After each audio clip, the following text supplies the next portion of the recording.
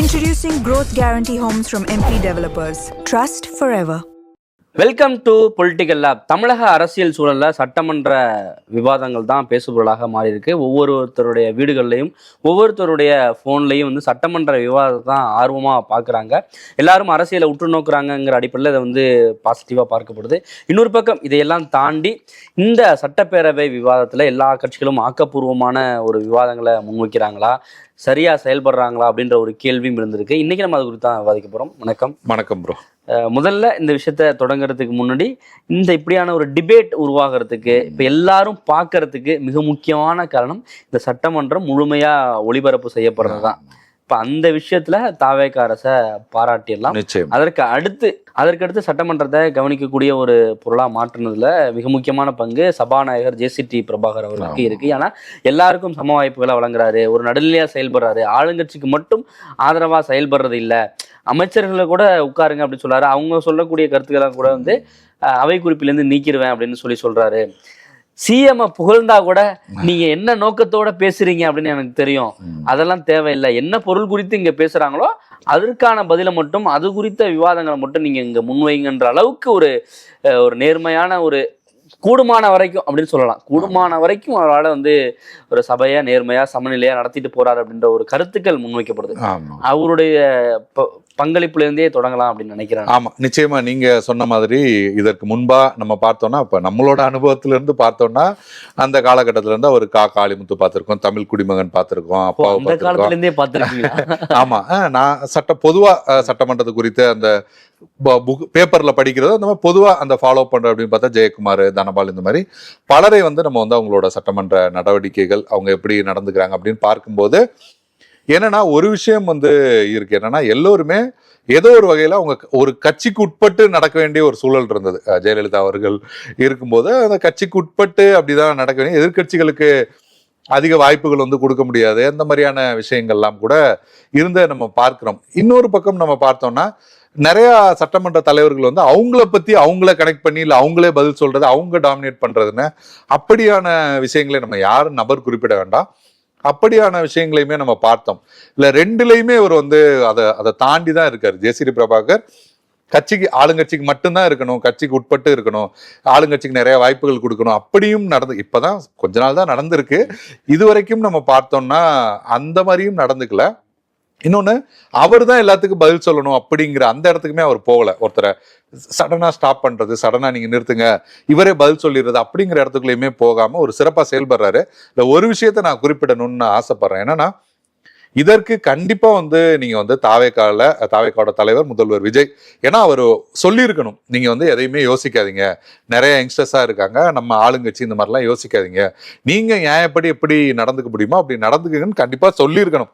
இல்லாத பட்சத்துல அவர் வந்து இப்படி செயல்பட முடியுமா அப்படிங்கிறதும் தெரியல. இல்லைன்னா உங்க விருப்பப்படி உங்களுக்கு எது நியாயமா தோணுதோ அதுபடி நடந்துங்கன்னு சொல்லியிருக்கணும். அப்படி பார்த்தாலுமே கூட ஜேசிடி பிரபாகர் வந்து நம்ம பாராட்டுறது இல்ல மக்கள் பாராட்டுறதை தாண்டி எதிர்கட்சிகளே பயங்கரமா பாராட்டுறாங்க, அடிக்கடி அதை வந்து சொல்றாங்க. சட்டமன்றம் நீங்க வந்து நேரம் தரீங்க, நீங்களே எடுத்துருவீங்க, நீங்களே செஞ்சிருவீங்கன்னு சொல்லி சொல்ற அளவுக்கு சரியாதான் நடந்துக்கிறீங்க, பார்த்து நீக்கிறீங்க அப்படின்னு சொல்லி ஏவா வேலு கூட சமீபத்துல சொல்லியிருந்தாரு. ஆமா, மிகச்சிறப்பா வந்து நடந்துக்கிறாரு. அதையும் தாண்டி நீங்க சொன்ன மாதிரி வேளாண் துறை அமைச்சர் வினோத்லாம் வந்து ஊழலை களையெடுத்து அப்படி இப்படின்னு போகும்போது நீங்க பட்ஜெட்டை மட்டும் வாசிங்க அப்படிங்கிற மாதிரி கூட சொல்லியிருந்தாரு. பலர் அந்த மாதிரி பேசும்போது இப்ப சமீபத்துல கூட யாரோ நிர்மல்குமார் விளக்கம் சொல்றேன்னு சொல்லிட்டு எதனாச்சும் ரொம்ப அவங்க வந்து அந்த விஷயத்துக்கு பொருந்தாத இல்ல வேற ஏதோ ஒரு இதை எடுத்துட்டு வந்து ஒரு பதில் சொல்லும் போது டக்குன்னு அவர் வந்து அந்த ரியாக்ட் பண்றதுமே பயங்கரமா வைரலா போயிட்டு இருக்குது. தாண்டி அமைச்சர்கள் பலர் வந்து முதலமைச்சரை புகழ்றத வைரலாகணும்ன்ற அடிப்படையிலேயே புகழ்றதெல்லாம் பார்க்க முடியுது. இந்த மன்மத நன்றி சொல்றதுல இருந்து ஆரம்பிச்சு ஒரு பக்கம் நம்ம அமைச்சர் சரத்குமார் அவரெல்லாம் எக்கச்சக்கமா புகழ்ந்திருக்காரு. ஏஎம் பிஎம் பார்க்காம சேவையை பாராட்டி இது மாதிரி சேவை வரி விதிச்சா இந்தியாவோட கடனே அடிச்சிடலாம் அப்படிங்கிற அளவுக்கு வந்து அவர் வந்து சொல்றாரு. சரத்குமார் ஒரு பக்கம் புகழ்ந்தாரு அப்படின்னாக்க நான் மட்டும் என்ன தக்காளி தொக்கா அப்படின்ற மாதிரி வினோத் இன்னைக்கு வந்து கடுமையா புகழ்ந்திருக்காரு அப்படின்றதெல்லாம் பாட்டுலாம் பாடி இருக்காங்க. சிந்து அவங்க குடியாத்தம், ஆமா அவங்க எம்எல்ஏ, அது ஒரு பக்கம் இருக்கு. அதற்கான வாய்ப்புகளையும் அங்க கொடுக்குறாரு. அதை தாண்டி ஒரு விவாதம் அப்படின்னு வரும்போது அதை வந்து சரியா வழி நடத்துறாரு அப்படின்ற ஒரு விஷயத்துலதான் பார்க்க முடியுது. இவர் சபாநாயகரா தேர்வு செய்யப்பட்டு வந்ததுக்கு பிறகுமே அதிமுகவுல இவர் நிராகரிக்கப்பட்டு ஒருங்கிணைப்பு குழு எல்லாம் பண்ணிட்டு இருந்தார்ல, அப்ப எடப்பாடி பழனிசாமி அவர்கள் வந்து இவரை வந்து லெஃப்ட்ல டீல் பண்ணாரு, ரோட்ல போறவங்க எல்லாம் சொன்னாரு அப்படின்ற ஒரு விஷயம் இருக்கு. அதற்கு ஒரு பதிலளிக்கக்கூடிய ஒரு விதமா தான் நீங்க வந்து ரோட்ல போறவங்கன்னு தூக்கி வீசின ஒரு நபரை வந்து நீங்க வணங்கணும், பேரவைத் தலைவர் அவர்களே அப்படின்னு சொல்லி வணங்கி உட்காரணும்ன்ற ஒரு அடிப்படையில தான் அவரை கொண்டு வந்ததெல்லாம் அப்படி ஒரு பேச்சு இருந்துச்சு. நிச்சயமா. இன்னொன்னு நான் யோசிக்கிறேன் என்னன்னா, ஓபிஎஸ் அவர்கள் கூட வந்து அவர் வந்து ஓபிஎஸ் கூட ரொம்ப நெருக்கமா இருந்தார். ஓபிஎஸ் தனியா இருக்கும்போது அதற்கப்புறம் எல்லாரையும் ஒன்று சேர்க்கணும் சில முயற்சிகள்லாம் ஈடுபட்டார் அப்படின்னு சொல்லி அவருக்கு இங்க நிறைய பேரோட கனெக்ட் இருக்கும். மற்றபடி நீங்க பார்த்தீங்கன்னா இவர் செங்கோட்டையன் கூட கனெக்ட் இருக்கும், எல்லாரு கூடயுமே கனெக்ட் இருக்கும்.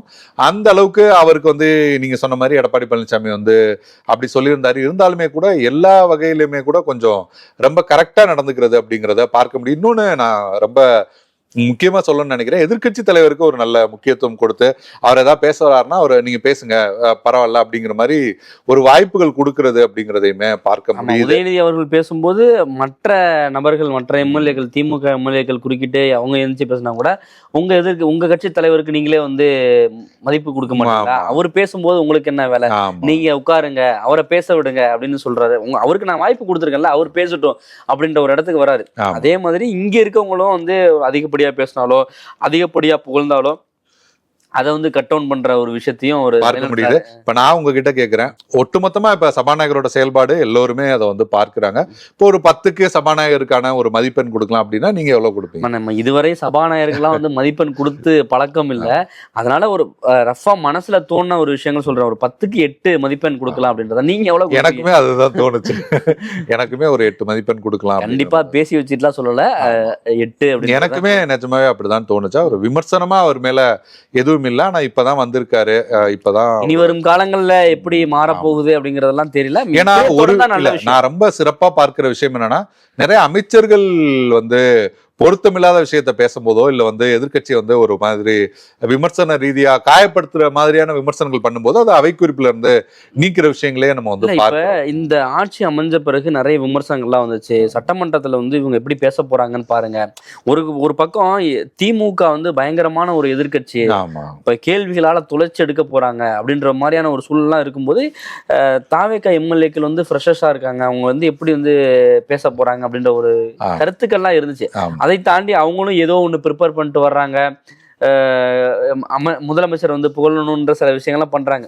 இப்போ எந்த இடத்துல அவங்கள வந்து தடுக்கணுமோ தடுத்து, எந்த இடத்துல அவங்களுக்கு வாய்ப்பு கொடுக்கணுமோ கொடுத்து ஒரு கரெக்டா வழி நடத்துறாரு அப்படின்ற வகையில சபாநாயகரை பாராட்டலாம். இப்ப சபாநாயகரை பார்த்துட்டோம். இப்ப ஆளுங்கட்சி பக்கம் போறதுக்கு முன்னாடி எதிர்கட்சிகள் வந்து எப்படி வந்து செயல்படுறாங்க, ஏன்னா எதிர்கட்சி வந்து ரொம்ப முக்கியமான ஒரு அங்கம் அப்படின்னு சொல்றோம் ஒரு ஜனநாயகத்துல. எதிர்கட்சி வந்து எப்படி செயல்படுறாங்க அப்படின்றதுல இருந்து நிச்சயமா எதிர்கட்சிகள் செயல்பாடு அப்படின்னு நம்ம பார்த்தோம்னா, பட்ஜெட்டுக்கு வந்து முன்னாள் அமைச்சர் ரகுபதி பேசினார்னு நினைக்கிறேன். ரகுபதி பேசினதுல நிறைய விஷயங்கள் வந்து ஒரு மாதிரி எப்படி சொல்றது, ஒரு நேரடியா ஒரு ஆக்கப்பூர்வமா இருந்தது அப்படிங்கிறத தாண்டி ஒரு நக்கல் தொனில அந்த மாதிரியான நிறைய பேச்சுக்கள் வந்து இருந்ததை தான் நம்ம வந்து பார்க்க முடிஞ்சது. அந்த நேரமும் ரொம்ப இழுத்துட்டு போயிட்டு இருந்ததை நம்ம வந்து அதை வந்து கண்கூடாவே பார்த்தோம். அதையும் தாண்டி நம்ம பார்த்தோம்னா தங்கம் தென்னரசு பேசுற ஒரு சில விஷயங்கள் வந்து வரவேற்கக்கூடியதா இருக்கு. அது ஆளுங்கட்சியுமே நிறைய விஷயங்களை வந்து வரவேற்று கூட பேசியிருந்தாங்க. நான் அந்த வசந்தம் கார்த்திகேயன் உள்ளிட்ட பலர் வந்து தனிப்பட்ட முறையில நீங்க வந்து இவர் அந்த அமைச்சர் தான் எனக்கு சீட் வாங்கி கொடுத்தாரு, இவர் எனக்கு வந்து மாமா, இவர் கூட எங்க சொந்தக்காரர் தான், இவர் கூட எங்க பெரியப்பா தான் அப்படிங்கிற மாதிரியான விஷயங்கள் போயிட்டு இருக்கு. நீங்க நம்ம எல்லோருக்குமே தெரியும், சட்டமன்றம் ஒரு நாளைக்கு அந்த இதுக்கு மக்களோட வரிப்பணம் எவ்வளவு செலவாகுது அப்படிங்கிறது. அப்படிப்பட்ட இடத்துல போயிட்டு யார் கூட்டிட்டு போய் இவர் தான் அறிமுகப்படுத்தினாரு, இவர் தான் சீட் வாங்கி கொடுத்தாரு, அப்படியான விஷயங்கள் தேவை. வரிப்பணங்கள்லாம் தாண்டி எவ்வளவு முக்கியமான டைம் அது. வந்து என்ன விஷயங்களை பேசணும், தமிழ்நாட்டுடைய வளர்ச்சி, ஒவ்வொரு தொகுதியோட வளர்ச்சி, ஒவ்வொரு துறைகளுடைய பிரச்சனைகள், இதுதானே பேசணும். ஆமா நிச்சயமா. அந்த இடத்துல வந்து தேவையில்லாத விஷயங்களை வந்து கொண்டு வர்றதுன்னும் அவசியம். ஆமா, அதையும் தாண்டி நீங்க பாத்தீங்கன்னா நேரு அவர்களோட பேச்சு கூட வந்து ஓரளவுக்கு சில இடங்கள்ல ஓகே அதான் தெரியுது. அதாவது நம்ம சட்டமன்றத்துக்குள்ள சொல்றோம். அதையும் தாண்டி பார்த்தோம்னா ஏவா வேலுமே தனிப்பட்ட முறையில நிறைய போயிடுறாரு. தனிப்பட்ட கதைகளை பேசுறது, இல்ல ஏதாவது ஒண்ணு நான் வந்து அப்படி சொல்ல வந்தேன், இல்ல இப்படி சொல்ல வந்தேன் அப்படிங்கிற மாதிரி ஒரு தனிப்பட்ட கதைகளுக்குள்ள நிறைய போறதையுமே பார்க்க முடியுது. ஓகே, நிறைய முக்கியமான பிரச்சனைகளை முன்வைக்கிறாங்க. உதாரணத்துக்கு உதாரணத்துக்கு பார்த்தோம்னா நீட் விவகாரத்துல இருந்து ஆரம்பிச்சு காவேரி இஷ்யூ, இப்போ அந்த கோவை மாணவருடைய அந்த கொலை வழக்கு, அப்புறம் தமிழர்கள் கர்நாடகாவில் 3 தமிழர்கள் சுட்டுக் கொல்லப்பட்ட விவகாரம்னு பல்வேறு விஷயங்களை வந்து திமுக முன்வைக்கிறாங்க. ஆளுங்கட்சிக்கு எதிரான கேள்விகளை வந்து உதயநிதி ஸ்டாலின் அவர்கள் முன்வைக்கிறாரு, மற்ற அமைச்சர்களும் பேசுறாங்க. இதெல்லாம் தாண்டி திமுக தாவேகா அப்படின்னு ஒரு ஃபைட் வரும்போது யார் ஸ்கோர் பண்றா அப்படின்ற வரும்போது தாவேகாவுக்கு வந்து ஒரு டஃப் ஃபைட்டை கொடுக்கணும் திமுக அப்படின்னு திமுக தொண்டர்கள் ஒரு பக்கம் எதிர்பார்க்கறாங்க. ஆனா இவங்க வந்து ஒரு லைட்டர் டோன்ல வந்து முன்னாள் அமைச்சர்கள்லாம் பேசுறாங்களோ, ஒரு உறவு முறைகளை வச்சு பேசுறது. இப்ப ஒரு பக்கம் வந்து திமுக தலைவர்களையோ திமுக ரொம்ப டேமேஜ் பண்றவங்க எல்லாம் கூட வந்து இவங்க அந்த டைம்ல கூட கொஞ்சம் ஸ்லோவா போறாங்க அப்படின்ற மாதிரி விமர்சனங்களும் இருக்கு. நிச்சயமா போறாங்க. ஏன்னா ஆக்கப்பூர்வமா விமர்சனங்களை வைக்க வேண்டிய இடத்துல இல்ல பதில் சொல்ல வேண்டிய இடத்துல வந்து இவங்க வந்து அதை வந்து டைல்யூட் பண்ற மாதிரி நடந்துக்கிறத நம்ம பார்க்கணும். குறிப்பா ஏவாவேல் ஆரம்பிச்சு பலர் வந்து அந்த மாதிரி டைல்யூட் பண்ற மாதிரியாவுமே பேசுறதையுமே நம்ம வந்து பார்க்க முடியுது. தொடர்ச்சியாவே அது போன்ற சம்பவங்கள் நடந்துட்டு இருக்கு. இது கட்சிக்குள்ளேயுமே சில புகைச்சல்கள் வந்து உண்டாக்கி இருக்கு. பேச வேண்டிய நேரத்துல எல்லாம் பேசாம அவர் மிகப்பெரிய விமர்சனத்தை முன்வைக்கும் போது மரியவெல்சன் வந்து இல்ல அவர் மாப்பிள்ள அவர் அப்படிதான் இருந்தாரு, அவர் வந்து அவங்களே வந்து அதை வந்து ஒத்துக்கிறாங்க, இல்ல ஒரு மன்னிப்பு கேட்கிற இந்த இடத்துக்கு போகும்போது இவர் வந்து அவருக்கு வந்து டிஃபெண்ட் பண்ணி பேசுறது, இந்த மாதிரியான விஷயங்களுமே நடந்துட்டு இருக்கதையுமே நம்ம வந்து பார்க்கிறோம். அந்த விஷயத்துல கூட எல்லாரும் சொல்லக்கூடிய கருத்து என்னவா இருக்குன்னா, நீங்க காயப்பட்டிருக்கிறதெல்லாம் ஓகே, ஆனா அதுக்காக தமிழ் மொழியை வந்து நீங்க தாழ்த்தி பேசியிருக்க கூடாது அப்படின்ற ஒரு கலைஞர் பாணியிலான ஒரு ஒரு பதிலடியை வந்து எதிர்பார்க்கறாங்க. அது கொஞ்சம் மிஸ் ஆகுது அப்படின்ற மாதிரி தான் தோணுது. அதை தாண்டி இவங்க கொஞ்சம் காம்ப்ரமைஸா கொஞ்சம் ஒரு இணக்கமான போக்கை கடைபிடிக்கிறாங்களோன்ற மாதிரியான ஒரு தோற்றமும் உருவாயிருக்கு. இல்ல இணக்கமான போக்கு அப்படிங்கிறத தாண்டி என்னன்னா ஒரு சில நேரங்கள்ல நிறைய விளையாட்டுத்தனமா நடந்துக்கிறது மாதிரி தான் பார்க்க முடியுது. திடீர்னு பாத்தீங்கன்னா ஒரு அக்ரஷன், அதாவது தனிப்பட்ட முறையில விமர்சனங்கள் வருது திமுக அரசு மேலேயோ இல்ல தலைவருக்கு மேலே ஏதோ ஒன்று சொல்லும் போது ரொம்ப ஆக்ரோஷமா வந்து வெளிப்படுத்துறாங்க.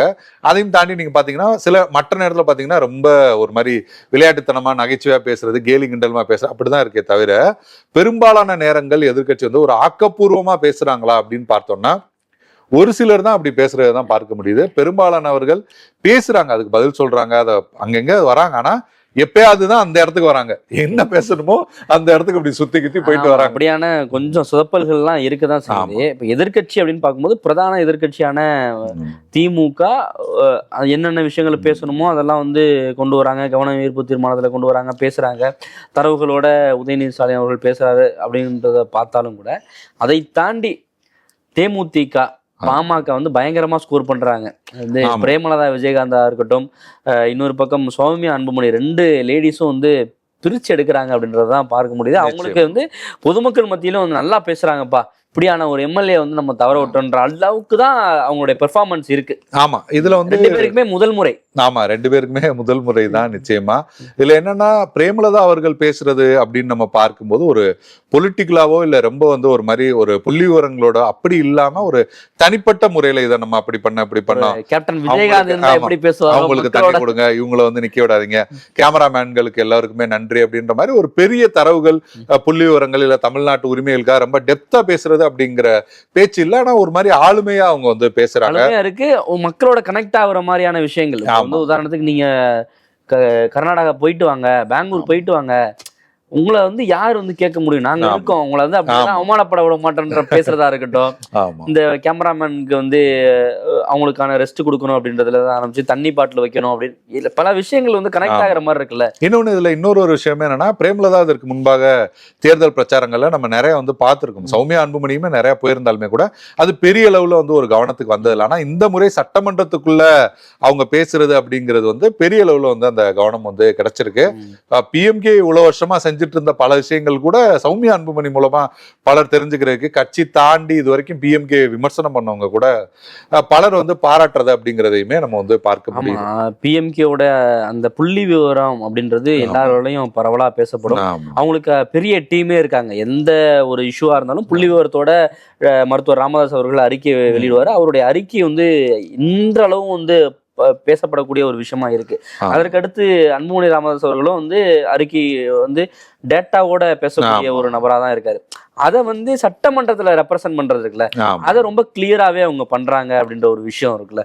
அதை வந்து எந்த இடத்துல வந்து அரசை வந்து புகழணுமோ அந்த இடத்துல புகழ்றது, எந்த இடத்துல சுட்டி காட்டுறமோ அதை சுட்டி காட்டுறது, நீங்க போகவே வேணாம் அப்படின்னு சொல்றது இருக்குல்ல, அதெல்லாம் வந்து ரொம்ப தெளிவா அட்ரஸ் பண்றாங்க. நிச்சயமா உதயநிதி ஸ்டாலின் அந்த போனதுனால பிரயோஜனமே இல்ல, போக கூடாது அப்படின்றத ஒரு இன்னொரு பக்கம் நீங்க போங்கன்னு பிரேமலதா சொன்னாலும் ரசிக்கக்கூடிய வகையில அவங்க ஒரு பக்கம் ஆதரிக்கிறாங்க. இவங்க போகவே வேணாம் அப்படின்றதுக்கு ஒரு வேலிடான ஒரு காரணம் சொல்லும் போது அதையும் ரசிக்கிறாங்க அப்படின்ற ஒரு விஷயம். நிச்சயமா அந்த உதயநிதி ஸ்டாலின் செங்கல் வந்து ரொம்ப ஃபேமஸ். அந்த மாதிரி இவங்க வந்து டம்ளர் வச்சு அதை ஒரு எக்ஸ்பிளைன் பண்ணாங்க. அதுவுமே ரொம்ப இதா இருந்தது. இல்ல அவங்க சொன்ன மாதிரி இப்ப நீதிமன்றத்துக்கு தான் திரும்பவுமே போகக்கூடிய சூழல் தான் இருக்கு. இங்க யாரும் போறதுனாலயோ போகாதனாலயோ எதுவுமே நடக்க போறது கிடையாது. அது வந்து சட்ட ரீதியா தான் அதை நம்ம வந்து முன்னெடுக்கணும் அப்படிங்கிறதையுமே அவங்க வந்து பதிவு வச்சாங்க. அதையும் தாண்டி பல்வேறு விஷயங்கள் வந்து அவங்க ஆக்கப்பூர்வமா பேசிட்டு இருக்காங்க அப்படிங்கிறதையுமே நம்ம வந்து பார்க்க முடியுது. அதையும் தாண்டி பார்த்தோம்னா கம்யூனிஸ்டுகள் வழக்கம் போல கம்யூனிஸ்டுகள்ல எனக்கு தெரிஞ்சு திருத்துறைப்பூண்டி மாரிமுத்து அவர் வந்து ரொம்பவே வந்து உருக்கமா பேசக்கூடியவர். அவருடைய மொழி நடையே பாத்தீங்கன்னா வந்து இப்ப இந்த கோவை விவகாரத்துல இருந்து நான் ஒரு அப்பாவா பேசுறேன் அப்படின்னு ஒரு மனதோட அடி ஆழத்துல இருந்து ஒரு பரிவா கேட்கிற மாதிரியான ஒரு அந்த குரல், அந்த அவருடைய உரையும் அப்படிதான் இருக்குன்னு அது ஒரு ஈர்க்கக்கூடிய வகையில தான் இருக்கு. நிச்சயமா. அடுத்து நம்ம பார்த்தோம்னா அதிமுக கடந்த ஆட்சியில வந்து எனக்கு வாய்ப்பு கொடுங்க, நான் பேசுனதுக்கு அப்புறம் தான் அப்படி பேசணும் அப்படின்னு எதிர்கட்சியா வந்து இருந்த கட்சி. அதிமுக பார்த்தோம்னா பல விவகாரங்கள்ல வந்து சில விஷயங்கள்ல வந்து ஆக்கப்பூர்வமா பேசுறதையும் நம்ம வந்து பார்க்க முடியுது. ஏன்னா தமிழ்நாட்டை அதிக ஆண்டுகள் இப்ப இருக்கிறதுலே அதிக ஆண்டுகள் ஆட்சி செஞ்ச கட்சியா அதிமுக இருக்கு. ஸோ அது சார்ந்த விஷயங்கள் அவங்க வந்து பல்வேறு விஷயங்களை வந்து முன்வைக்கிறதுமே நம்ம பார்க்க முடியுது. ஆனா பல விஷயங்கள்ல வந்து எடப்பாடி பழனிசாமி வந்து வாய்ப்பு கேட்டுட்டே இருக்காரு. பல எப்படி சொல்றது ஒரு மாதிரி கூச்சல் குழப்பமா போயிட்டு இருக்கிறதையுமே நம்ம வந்து பார்க்க முடியுது. அதுல அவங்களுக்கு ஏன் இந்த அளவுக்கு இப்போ நம்ம பிஎம்கே பத்தி பேசுறோம், தேமுதிக பத்தி பேசுறோம், ஏன் அவங்க பெரிய அளவு கவனம் கிடைக்காம போகுதுன்னா அவங்களுக்குள்ளே ஒரு ஒற்றுமை இல்லாத இரண்டு அணிகளா இருக்கிறதும் ஒரு காரணமா இருக்கலாம். இல்லைன்னா அவங்க ஒருமித்த குரலா இருந்தாங்கன்னா இன்னும் அக்ரெசிவா அவங்களால வந்து ஃபைட் பண்ண முடியும் அப்படின்ற ஒரு விஷயம். ஆமா, இன்னொன்னு சி வி சண்முகம் நீட்டுக்கெல்லாம் வந்து சொல்லியிருந்தார், காங்கிரஸ் பாஜக ரெண்டு பேருமே ஒரே மாதிரிதான் நடந்துக்குவீங்க அப்படிங்கறதெல்லாம் வந்து முன் வச்சிருந்தாரு. அதையுமே நம்ம பார்த்தோம். அக்ரி கிருஷ்ணமூர்த்தி அது பெரிய லெவல்ல ஃபேமஸ் ஆனாரு. மின்னலகை விழுங்கி மின்சாரத்தை கொப்பளித்து. நீங்க மட்டும்தான் வந்து உங்க தலைவரை புகழ்வீங்களா, தாவே நாங்களும் புகழ்வோம்னு அவர் முன்னாடியே வந்து அதை பண்ணிட்டாரு. ஆமா, அதிமுக தரப்புலயுமே நிறைய வீடியோக்கெல்லாம் வந்துச்சு, அதை பாத்தீங்களா?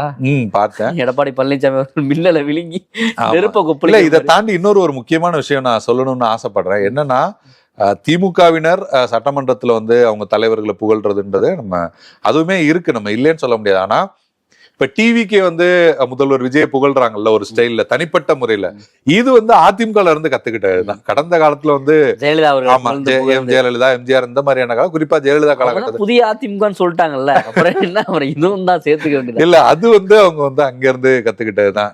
தாய் வெறும் எம்ஜிஆர் பாட்டா தான் பாடுறாங்க, எம்ஜிஆர் பாட்டு பாடுறாங்க எல்லாமே. எம்ஜிஆர் வழியை தான் ஒரு ஃபாலோ பண்றதா சொல்றாங்க, இன்னொரு எம்ஜிஆர் தான் சொல்றாங்க, இன்னொரு அதிமுக தான் சொல்றாங்க. அதனால வந்து எல்லாத்தையும் எடுத்துக்க வேண்டியதான். ஆமா, நம்ம அப்படியே ஆளுங்கட்சி அப்படின்னு நம்ம வந்துட்டோம்னா ஆளுங்கட்சி வந்து நிறைய விஷயங்களை வந்து மாத்திக்க வேண்டிய ஒரு தேவை வந்து இருக்கு. நிச்சயமா உங்களை வந்து இதற்கு முன்பாக வந்து மக்கள் இளைஞர்கள் குறிப்பா வந்து நீங்க யாரு வேட்பாளர், நீங்க சொல்ற மாதிரியே யாரு வேட்பாளர் என்ன எதுவுமே இல்லை, திரு முதல்வர் விஜய் அவர் மேல இருக்கிற நம்பிக்கை ஒரு மாற்றம் வரும் அப்படிங்கிற விஷயமுமே இருக்கு. எல்லாவற்றையும் சேர்த்துதான் உங்களுக்கு வந்து வாக்களிச்சுட்டு இருக்காங்க. இப்ப நீங்க சட்டமன்றத்துல என்ன செயல்படுறீங்க, என்னவா செயல்படுறீங்கன்றதையும் மக்கள் வந்து கண்டிப்பா பார்த்துட்டு தான் இருப்பாங்க. மக்கள் பிரச்சனையை முன் வச்சு ஒரு எதிர்கட்சியினர் திமுகவா இருக்கட்டும், தேமுதிகவா இருக்கட்டும், பாமகவா இருக்கட்டும், எந்த கட்சியா இருந்தாலும் ஒரு ஆக்கப்பூர்வமான கேள்வி வைக்கும் போது அதுல வந்து ஒரு நேரடியான ஒரு பதில் கொடுக்கறது தான் வந்து இப்ப எதிர்பார்ப்புக்குரிய ஒரு விஷயமா இருக்கு. அப்ப உங்க ஆட்சி நல்லா பண்ணீங்களா அப்படின்ற ஒரு இடத்துக்கு போக அது ஒரு டிபேட்டா மாத்தி நீங்க பண்ணீங்களான்ற மாதிரி ஒரு சலசலப்பாவே போகிற மாதிரி தான். அதுதான் அந்த டிவி டிபேட்ன்ற ஒரு விமர்சனத்துக்கு கொண்டு இல்ல. டிவி டிபேட் கூட நம்ம ஒரு கருத்து சொல்றோம், அவங்க கருத்து சொல்றாங்கன்னா பொதுக்கூட்ட மேடை மாதிரி தான் நிறைய நேரத்துல வந்து இருக்கு. பொதுக்கூட்ட மேடையில நம்ம இஷ்டத்துக்கு நம்ம வேணா என்ன வேணா பேசிக்கலாம், எதிர்கட்சி என்ன வேணா சொல்லலாம், என்ன வேணா. இன்னொன்னு ஒரு விஷயம் நான் வந்து கவனிச்சேன், என்னன்னா நிறைய இப்ப திமுகல வந்து பலர் வந்து ஒரு நக்கல் செய்யற விதமா, நையாண்டி செய்யற விதமா இந்த மாதிரியான பேசுற விஷயங்களையும் நம்ம பார்க்கிறோம்.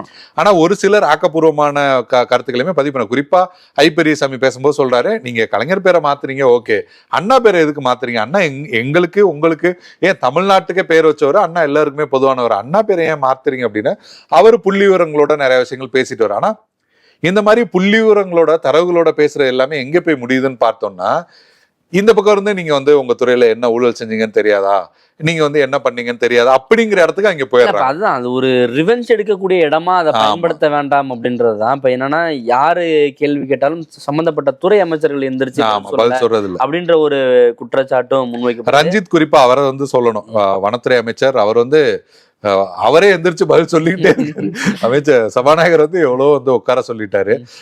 நேரு கூட சொல்லியிருந்தாரு, எல்லாம் இள வயசு இள ரத்தம் துடிக்கிறீங்க அப்படிங்கிற மாதிரி சொல்லியிருந்தாரு. அப்படி பலர் வந்து அப்படி துடிக்கிற வந்து நம்ம பார்க்க முடியுது. இப்படியான விமர்சனங்கள் ஒரு பக்கம் இருக்கக்கூடிய சூழல்ல இவங்கெல்லாம் வந்து என்ன பேச போறாங்க அப்படின்னு ஒரு எதிர்பார்ப்புகளுக்கு மத்தியில பல பேர் என்ன ப்ரிப்பேர் பண்ணிட்டு வந்து நல்ல தரவுகளோட பேசக்கூடிய ஒரு விஷயங்களும் இருக்கு. குறிப்பா இந்து சமய அறநிலையத்துறை அமைச்சர் ரமேஷ் அவர்லாமே நல்லாவே பேசுறாரு. ஆனா அவர் மேலே வந்து சுப்பராயன் எம்பி வந்து ஒரு விமர்சனத்தை முன் வச்சிருக்காரு. இதே விமர்சனம் தான், நீங்க ரொம்ப வந்து புகழ்றீங்க, தாவி போய் புகழ்றதெல்லாம் பார்க்க முடியுது. அவர் பொதுக்கூட்ட மேடைகளே நிறைய புகழ்ந்தாரு.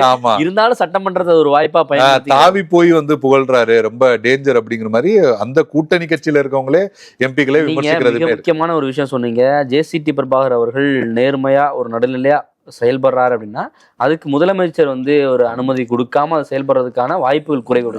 பிராக்டிக்கலா பார்த்தா அதுதான் உண்மை. அப்போ என்னன்னு தெரியும், நீங்க எல்லாம் எங்க மேல வச்சிருக்க பாசம் என்னன்னு தெரியும்.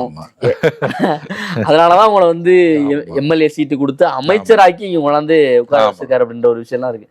அதையெல்லாம் புரிஞ்சுக்கிட்டு கொஞ்சம் லிமிட்டா அதை பண்ணா ஓகே அப்படின்ற அளவுக்கு விஜய் அவர்களே சொல்லிட்டா கூட பிரச்சனை இல்லை. ஆமா, இன்னொன்னு என்னன்னா கடந்த காலத்துல ஒரு மாற்றத்தை விரும்பிதான் வாக்களிச்சிருக்காங்க. இது சேஞ்ச் பண்ணணும், உண்மையிலேயே வந்து மாற்றணும் அப்படின்ற. அதான் இப்ப கடந்த காலத்துல அதிமுகன்னு சொல்லுவாங்க, வந்து வட்ட செயலாளர் இருந்த என்னை நகர மாவட்ட செயலாக்கி மந்திரியாக்கி அழகுபடுத்த அம்மான்னு தான் ஆரம்பிப்பாங்க. ஏதாவது ஒரு கோரிக்கையை முன்வைப்பாங்கன்னு துரைமுருகன் கூட சொல்லியிருக்காரு. நம்மளே பார்த்திருக்கோம்னு வச்சுங்களேன். அந்த மாதிரி இவங்க வந்து இவங்களுக்கும் முதல்வருக்கு என்ன கனெக்ட், இவங்க எப்படி வந்தாங்க, எல்லா விஷயங்களையும், அதாவது முதல் முறை பேசுறது ஒரு சில விஷயங்கள் பேசலாம். இதுல வந்து நம்ம வந்து டிவிக்கே மட்டும்தான் இதுல வந்து விதிவிலக்கு அப்படி கிடையாது. இப்ப நீங்க பார்லிமெண்ட்ல நம்ம பார்த்தோம், டிஎம்கே எம்பிக்கள்லாம் என்னென்ன பேசுனாங்க, யார் யாருக்கு வந்து நன்றி சொன்னாங்க, அதெல்லாம் கூட நடந்தது. இது ஒட்டுமொத்தமாவே தவறுதான். இல்லப்பா, அது இந்திய அளவுல போகும்போது தமிழ்நாட்டுடைய பெருமையை காத்தணும், அங்க இருக்கக்கூடிய தமிழ் தலைவர்களை சொல்லணும்ன்ற ஒரு கோணத்துல அது போயிடும்.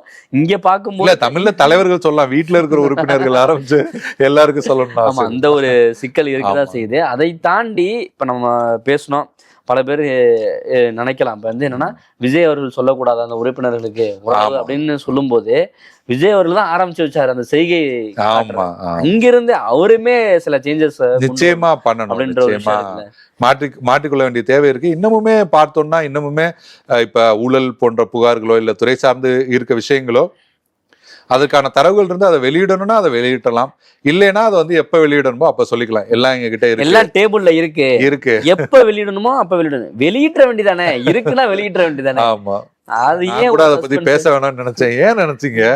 இதற்கு முந்தைய ஆட்சியில நீங்க வந்து இதெல்லாம் வெளியிடணும்னா உங்களை தேர்ந்தெடுத்திருக்காங்க, வெளியிடுங்க, எக்ஸ்போஸ் பண்ணுங்க. யார் தப்பு செஞ்சாங்களோ அவங்கள வந்து நியாயமா வழக்கு தொடர்ந்து சிறையில அடைங்க, அதெல்லாம் பண்ணுங்க.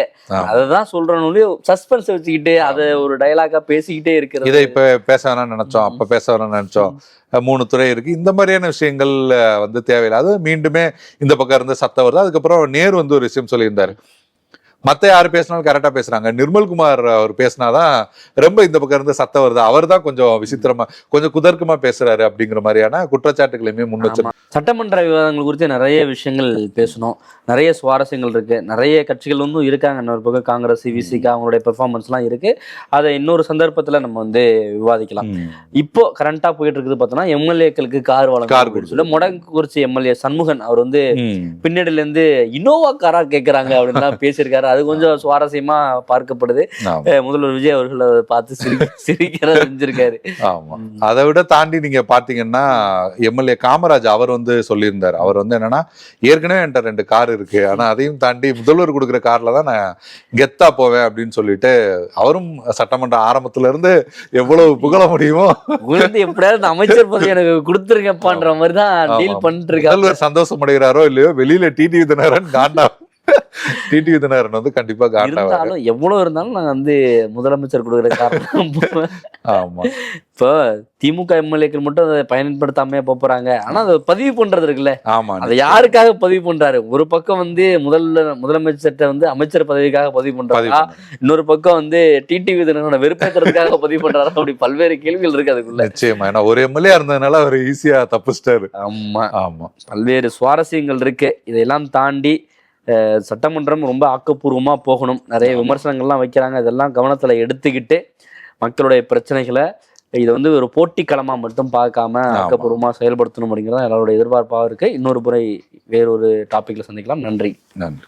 MP and I, 14 years of legacy, 250 plus projects delivered. Introducing Growth Guarantee Homes from MP Developers. Trust forever.